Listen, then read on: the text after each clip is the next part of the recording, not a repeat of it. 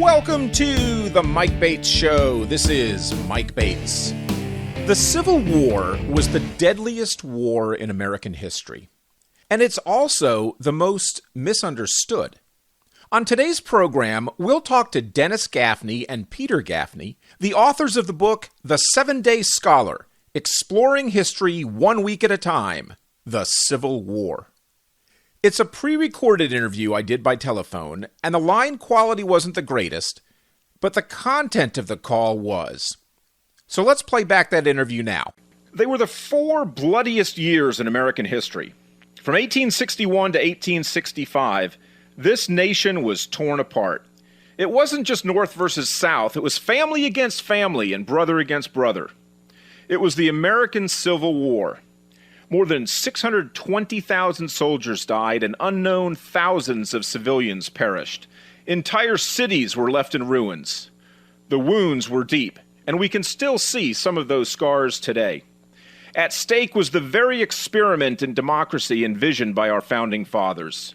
The United States was not yet even 100 years old. In fact, to be precise, we were 85 years old at the outbreak of hostilities. We still argue about what happened in America's Civil War. What caused it? What happened? And how close did we come to a completely different outcome? Countless books have been written on the subject, and now there's another. 2 brothers, Dennis Gaffney and Peter Gaffney, have written The 7-Day Scholar, Exploring History One Week at a Time, The Civil War. Dennis is a journalist and an adjunct professor at the University of Albany, State University of New York. Peter is a senior VP of programming for the History Channel. I have thoroughly enjoyed reading this book, and I've learned things about the Civil War that I'd never learned before, and all of that made interesting and brought to life in this outstanding book. So I've so enjoyed this book that I wanted to share it with you, and that's why I invited the authors onto today's program to discuss it. Thanks for having us, Mike. Mike, good to be here. I do want to get into some specifics about the war itself as you've presented them in the book, but before we do that, let me ask you this. With all the books that have been written about the Civil War, why do we need another? Well, Mike, this is Pete talking. My background is in television, and what my job every day to do is to make history accessible and entertaining for the general public, not just history buffs. You know, and I love to read.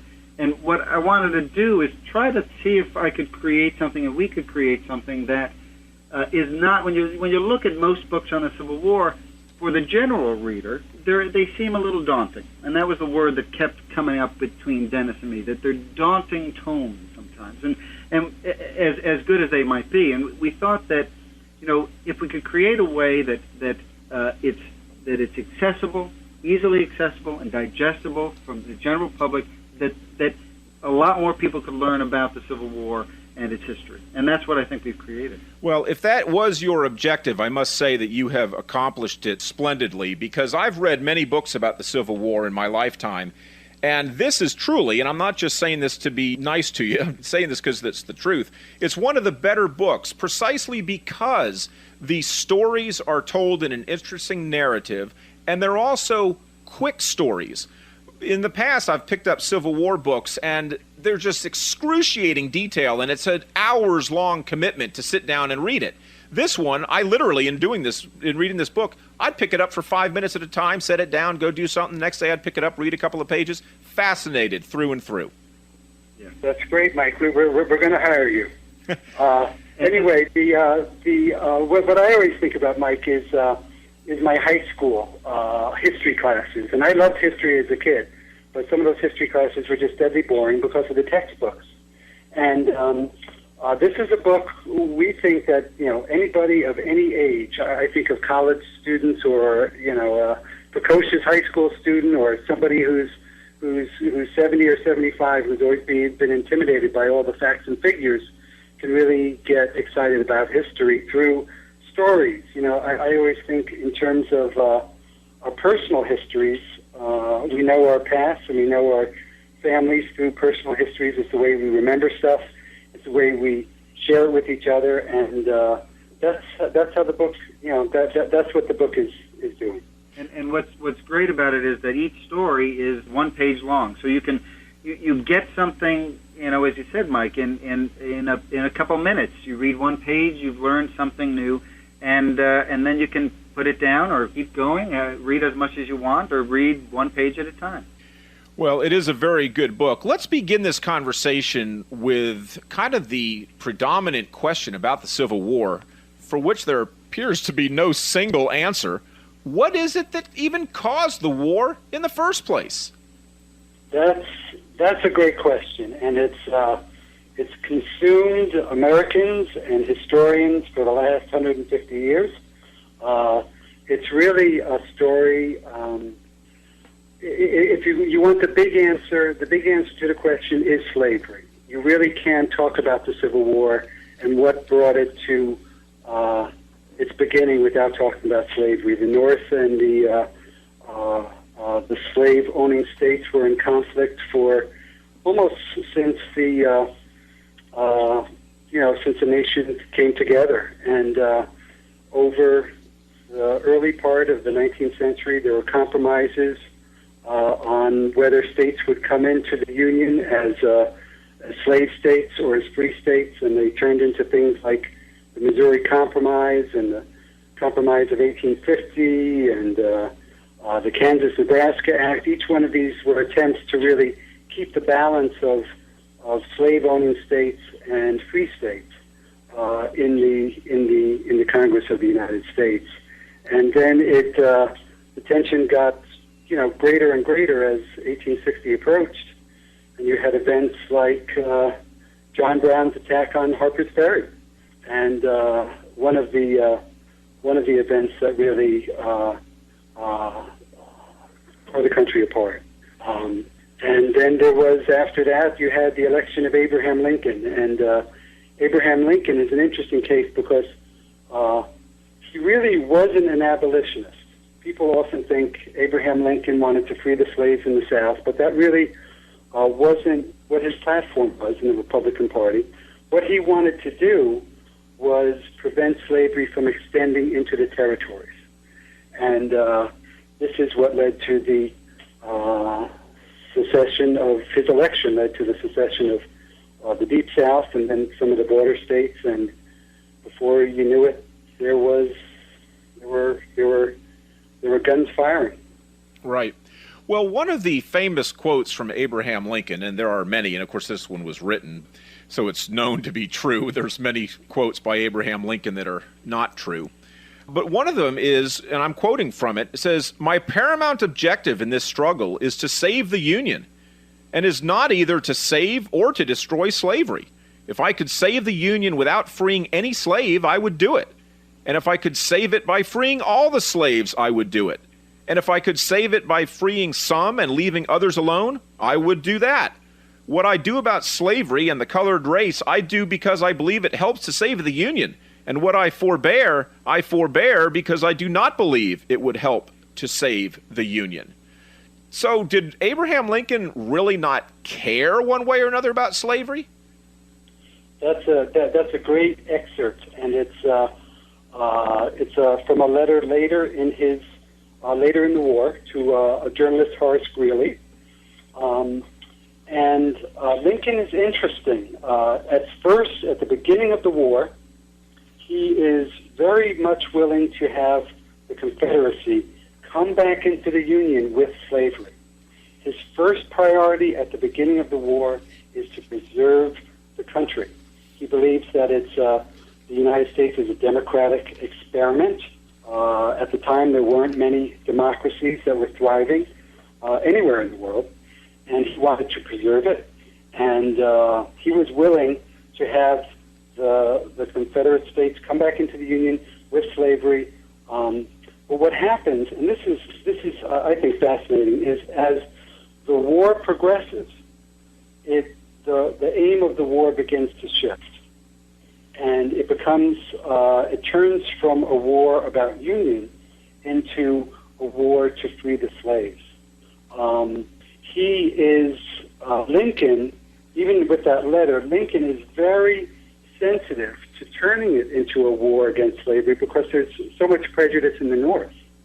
And he knows that if he turns it into a war against slavery, he's going to lose a lot of his Northern support. And Lincoln, if nothing else, was a great politician, and he didn't want to lose the Democrats in the North. And so he kind of hedges back and forth. Like any good politician, he's talking to two constituencies. He's talking to the Northerners, like the abolitionists who want to free the slaves. And he's also talking to the Northerners who want to win the war and bring the Union back, but they don't want a war of emancipation. So that's what that letter is about, and you get a very interesting view on how Lincoln is thinking. But the war really changes at the end of 1862, the fall of 1862, with the Emancipation Proclamation, and that really shifts the war. Lincoln and the administration and some of the generals, such as Ulysses Grant, realize that they will have a better chance of winning the war and preserving the Union if it becomes a war for freedom, because it will help the Union cause in two ways. If you free slaves in the South, you're going to hurt the Confederate cause, because all that labor that's working with the Confederate Army, all that labor that's working on the home front is going to be taken away. And also, the other thing that they begin to realize in 1863 is if you have black soldiers fighting for the Union Army, it will change the balance of power. There's a huge number of black soldiers that begin to sign up in 1863.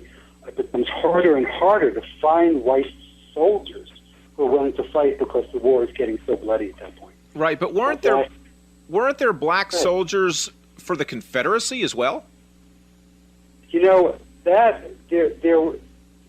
one of the. It's really a myth. There was talk at the end of the war, at the very end of the war, as the Confederacy is beginning to realize they're going to lose the war. They begin to talk about. As a matter of fact, Robert E. Lee talks about it. Jefferson Davis, Robert E. Lee supports it. And Jefferson Davis has to be convinced, but he's convinced that they should allow black soldiers to fight.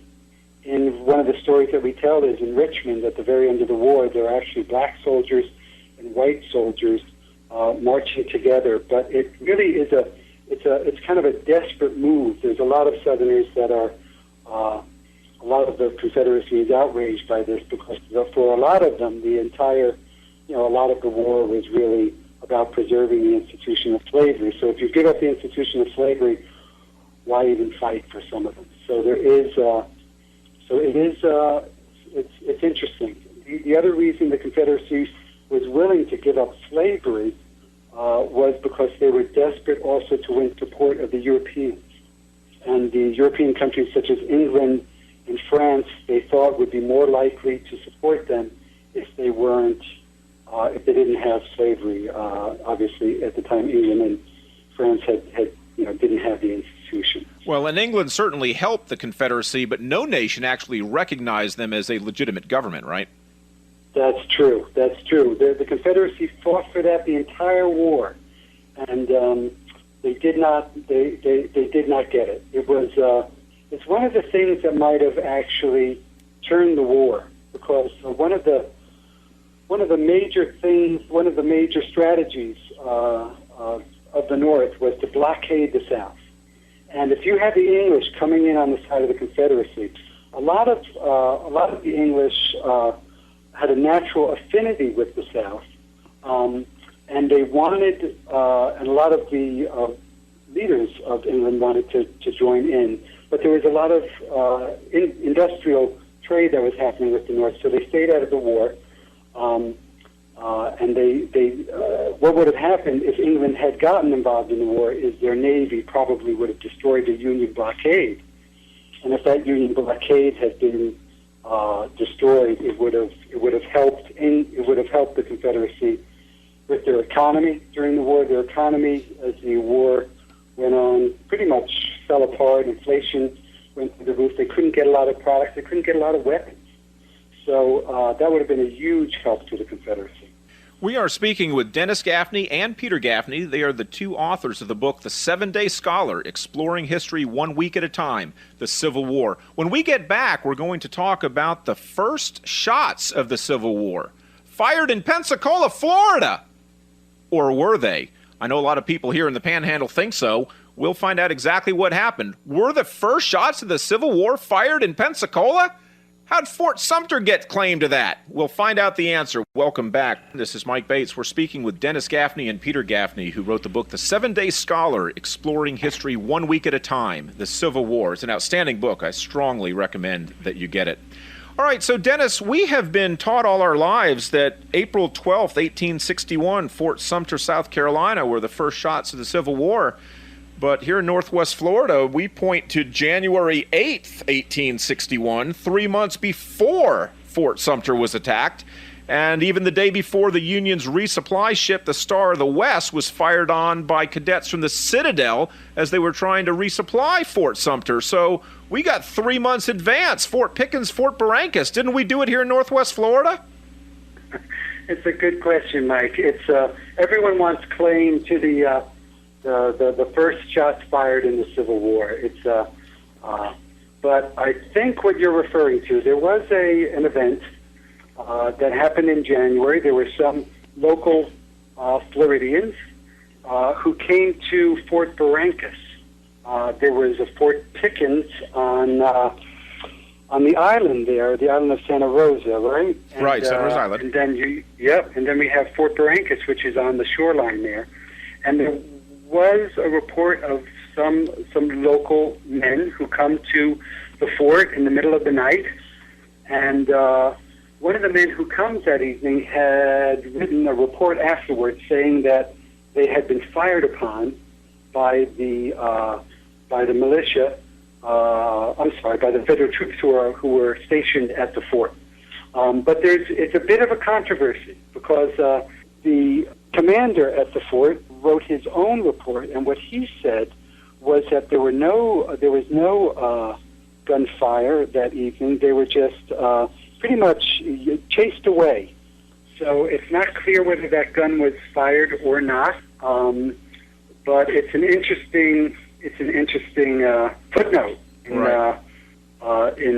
the Civil War history. It's in terms of the bigger picture, it's interesting. They both factored Fort Pickens and Fort Sumter were crucial during the secession, that secession winter when Lincoln is been elected, but he hasn't come into office yet, and they're trying to figure out what to do with all the federal forts. Most of the federal forts have been taken over by the Confederacy, but Fort Pickens and Fort Sumter are two of the forts that are still in federal hands. And it's interesting too because Fort Pickens, what happens is when this after this exchange happens at Fort Barrancas, what the commander there does is he retreats out to the island, and the island is different than Fort Sumter in that the island of Fort Pickens, for those who have been there, notice that it is further out of the harbor and it's harder to attack. But Fort Sumter was much more vulnerable to cannon shot. Right. So the Fort Pickens folks were a little more protected. But what happens is when Lincoln comes into office, he sends supplies to Fort Pickens, and he also sends troops to Fort Pickens, and he also does.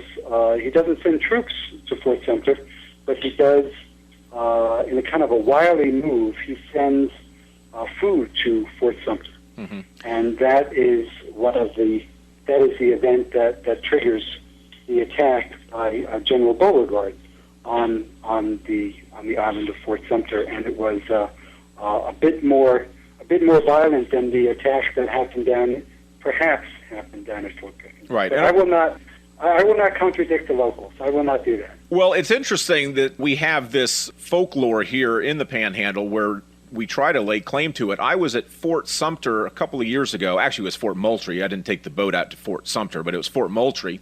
And I asked the park ranger there, I said, what's the deal? Fort Pickens, or Fort Barrancas, because there's actually conflicting stories as to which fort was really attacked by the Florida militia.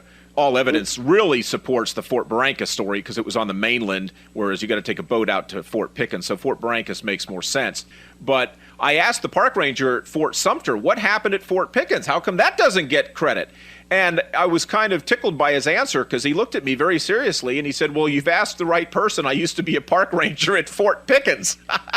And and the reason he gave was he said that in January of 1861, when Fort Pickens and Fort Barrancas were attacked, he said there was no formal Confederate government. That wouldn't be established until the following month.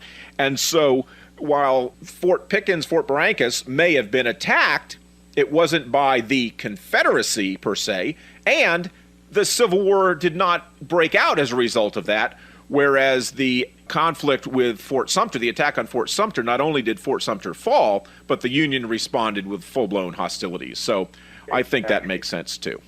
It was a bigger event. You have to remember, too, Florida was just got its statehood, I think it was 1845. Do you know that date, Mike? Not off the top of my head. Okay, I think it was 1845, so it's just shortly before the Civil War. And it was, in terms of population, it was very, very small. I think the total figure of people in the Confederate States was about 9 million. There were about 3.5 million slaves. But Florida at the time had about 80,000 whites, 61,000 slaves, and it was by far the smallest state in the Confederacy. We're going to break, and then we'll continue this conversation about the Civil War. Welcome back. With me on the line, I've got Dennis Gaffney and Peter Gaffney. They are brothers who have written the book, The 7-Day Scholar, Exploring History One Week at a Time, The Civil War, and it is an outstanding book. Dennis and Peter, welcome back. Thanks, Mike. Now, we call this the Civil War, but it's not always been called the Civil War, and technically, a civil war is when there's two or more competing parties trying to run the same government. The South didn't want to run the United States. They wanted out. So was it even really a civil war? That's a good question. The South, you're right, the South did not want to take over the North, that's for sure. If they would have been very happy to let the North go their way, and so they could go their own. The names that came up during the war and after the war had said a lot about the way they thought about the war. The official records of the Union called it the War of Rebellion, right? That makes sense, War of Secession. Walt Whitman, the poet, called it the War of Attempted Secession. But the Southerners had their names. I was actually visiting with some relatives of mine who live in Florida, and they mentioned the name that I hear often, the War Against Northern Aggression. They also called it the Second American Revolution. They were connecting their cause to the patriots of the Revolutionary War, and so there's other names the South used too: War of Southern Independence, War of Southern Rights, War of Southern Freedom. There's endless names. The slaves had a different name, which we never hear. They called it the Freedom War. But what I found interesting is the name that has stayed with us, which really came about in the early 20th century, the Civil War, is one of the more neutral names. It doesn't lay any blame. It really doesn't make an interpretation like the other names I mentioned, and it's the war that was easiest for the two sides to reconcile over in some ways. There were other neutral names. There was, the Brothers' War and such, but the Civil War is the one that has stuck, and it is generic. And a century and a half later, scholars are still debating the meaning of the war, and oddly enough, even what happened in specific battles. Let me ask you a question about that. One of the more famous acts of the Civil War occurred at Gettysburg, and that's Pickens' charge. Now, I know the charge was ordered by General Robert E. Lee, but was it a strategic or tactical decision by Lee, or was it an act of desperation? I've heard both. Well, it's interesting. I was giving a talk about this in New York City, where there was a showing of the Gettysburg show that's been put on by the History Channel. And in the Gettysburg well, it's not a documentary. It was kind of a docudrama. They gave the interpretation that it had a very good chance of succeeding. And what had happened is Lee had attacked the two flanks on the first 2 days, and then he was going to attack the center of the line on the third, and he was hoping to punch it right in the middle and break on through. But it's interesting, it depends who writes the story too. It's hard to talk about Robert E. Lee, considered by many to be the greatest general of the war, without talking about Gettysburg and that third day. How does the greatest general in the war lose this crucial battle, and the battle is basically lost on that third day at Pickens' charge? And one of the things that his second in command is James Longstreet. And James Longstreet, after the war, blamed Lee for the defeat. He said that he had urged Lee to not make it. It was a very long, open field that the Confederates had to cross, and he had said that he had never seen such a long field crossed successfully in his experience. But Robert E. Lee thought it could succeed, and it didn't.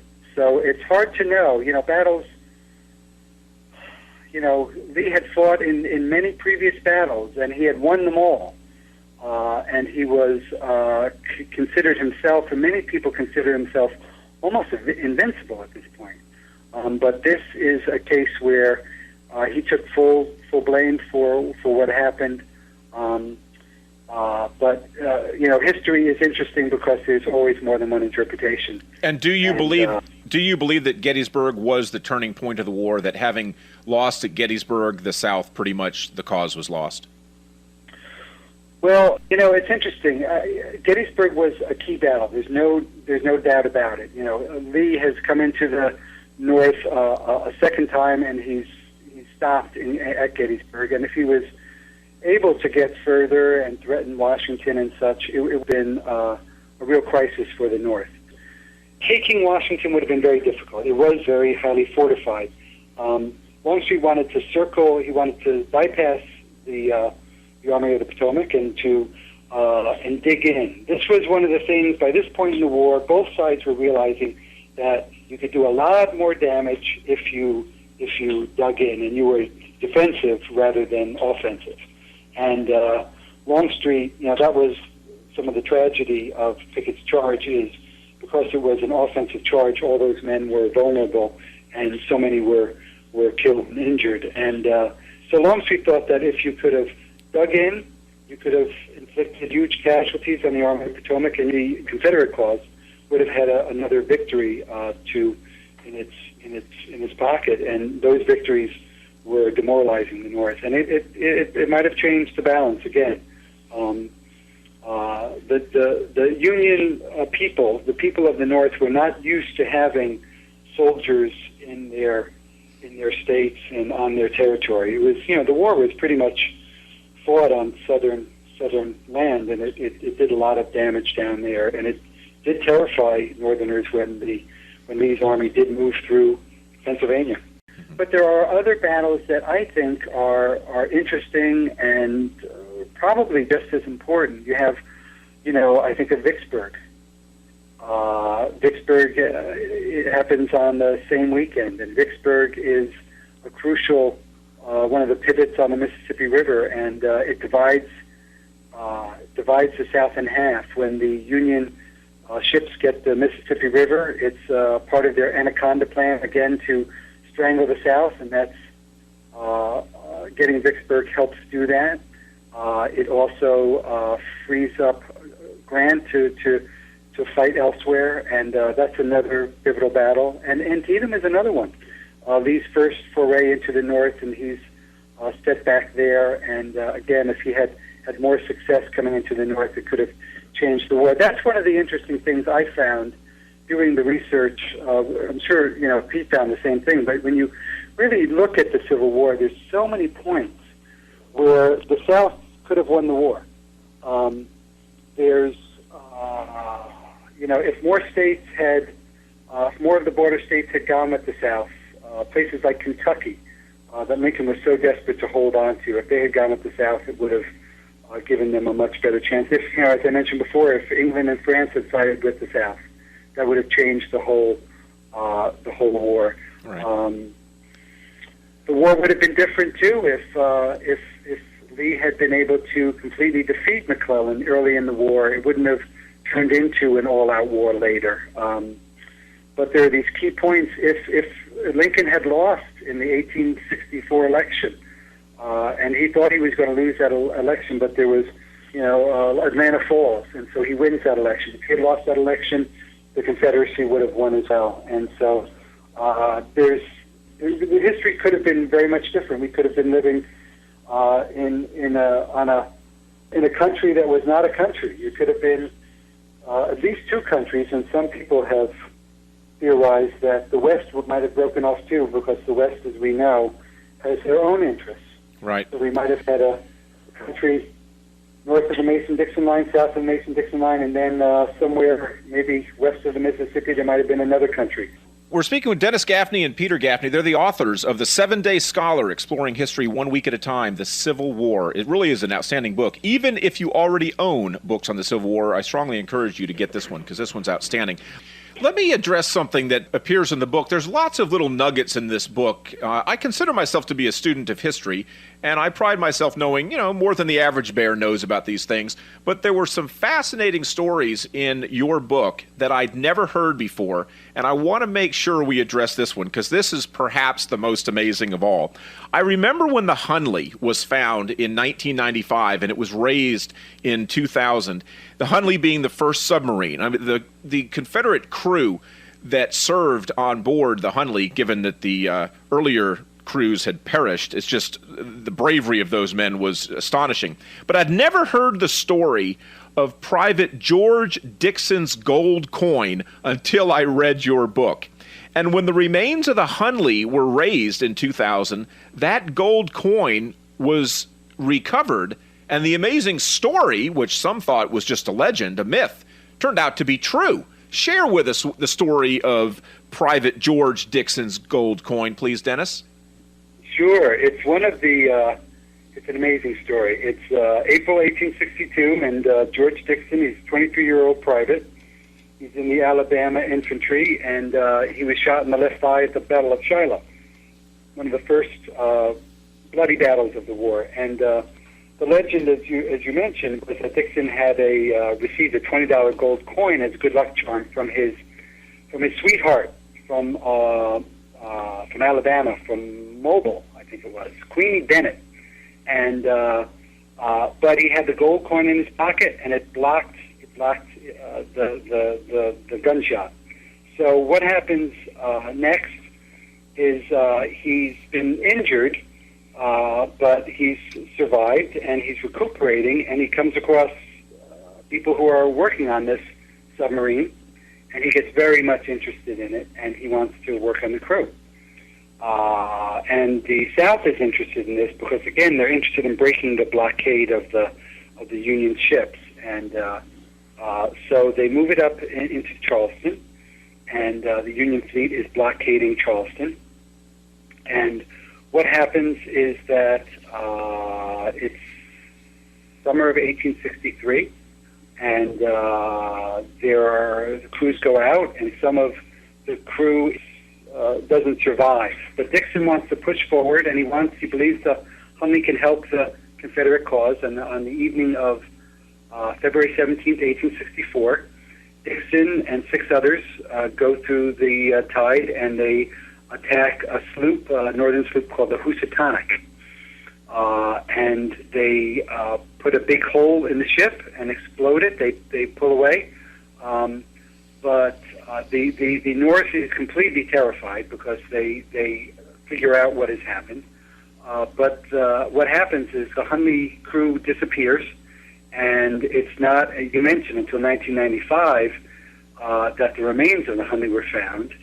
And what they find as well on the ship is a bent $20 gold coin from George Dixon that he had taken with him on his last journey. And as you say in your book, the $20 gold piece was minted in 1860, And on the side with the image of Lady Liberty, they found traces of lead, and on the back of the coin was engraved by hand in cursive, Shiloh, April 6, 1862, my life preserver, GED, standing for George E. Dixon. A fascinating story. Guys, we got to take our final break of this hour. When we get back, we'll continue the conversation with Dennis Gaffney and Peter Gaffney, the authors of the book, The 7-Day Scholar, Exploring History One Week at a Time, The Civil War. This is Mike Bates. I'm talking to Dennis Gaffney and Peter Gaffney, the authors of The 7-Day Scholar, Exploring History One Week at a Time, The Civil War. It is an outstanding book. Guys, there's a couple of things in this book that I had, well, more than just a couple, but a couple that stand out as being perhaps the most interesting. And that is that I've known about the Confederate ship, the Shenandoah, because she fired the last shots of the Civil War. So I'd heard about Shenandoah. But I'd not heard about the Confederate ship Alabama. What is her story with the destruction of 66 ships? Well, yeah, the Confederacy was very interested in interfering with commerce in the North, and a lot of the trade was done, by ocean. So they set out the Alabama. Some of these ships were built in England. This one was, and it went out in 1862, in August 1862, and it wreaked havoc. It traveled 75,000 miles from Singapore to South America.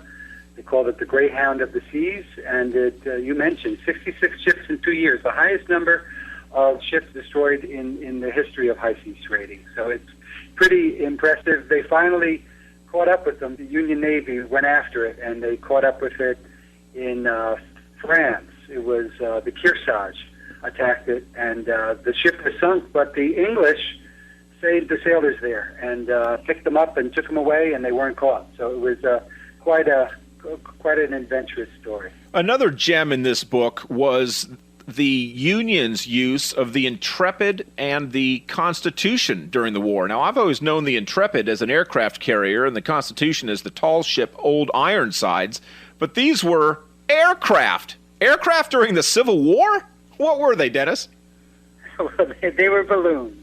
It's something that Abraham Lincoln was very interested in. Abraham Lincoln was interested in all the technologies. He understood how important the telegraph was, and he also wondered about whether the hot air balloon could help the Union Army track the Confederates and get some information as to where troops were and where they were moving about. But there was a pilot named Thaddeus Lowe called the Aeronaut of the Army of the Potomac. And there were a few of these balloons that were used in the assault of McClellan up the peninsula, the Virginia Peninsula. But it wasn't altogether successful. The balloons at one point were, one of them broke off and they floated over the Confederate lines, but they really couldn't control them too well. And there was some officers in there, and they were lucky enough that the wind changed direction and they blew back over the Union lines and it came down. So afterwards, McClellan said, he wrote a letter to his wife, and he wrote, you can rest assured of one thing. You won't catch me in the confounded balloons, nor will I allow any other generals to go up in it. Dennis and Peter Gaffney, there are many good stories in this book. I could talk to you guys for hours, but unfortunately we've got barely 2 minutes before the show has got to end. But I've got to ask this question. What happened to Robert E. Lee's Arlington estate after the Civil War? Well, it happened during the Civil War. Robert E. Lee and his wife Mary fled the estate. Mary had been built for Mary's father, George Washington Custis, who is George Washington's adopted grandson. So it had quite interesting roots. But what the North did, as soon as they got their hands on it, is they wanted to pay back Robert E. Lee, and what they did was they started burying soldiers there. A burial vault of the remains of about 1,800 Bull Run soldiers were laid on the former Rose Garden, Mary's Rose Garden, and they also used it as a place for freedmen, freed slaves to farm. And after the war, this is an interesting part of the story. So Mary wants to pay her taxes in 1863 to keep the property, but she doesn't want to cross enemy lines. The Union takes the property, but after the war, what happens is that the oldest son, George Washington Custis Lee, sues the federal government and says that the family property has been taken illegally. The Supreme Court agrees and gives the family back the property, but the family doesn't want the land because there's just the graveyard now. And we now know that land as Arlington National Cemetery. Dennis Gaffney and Peter Gaffney, thank you very much for joining me today. The name of the book, The 7-Day Scholar, Exploring History One Week at a Time, The Civil War. Even if you already own books on the Civil War, I encourage you to get this one because this is one of the better ones. It's an outstanding read. Gentlemen, thank you very much for joining me today, and I thank you for listening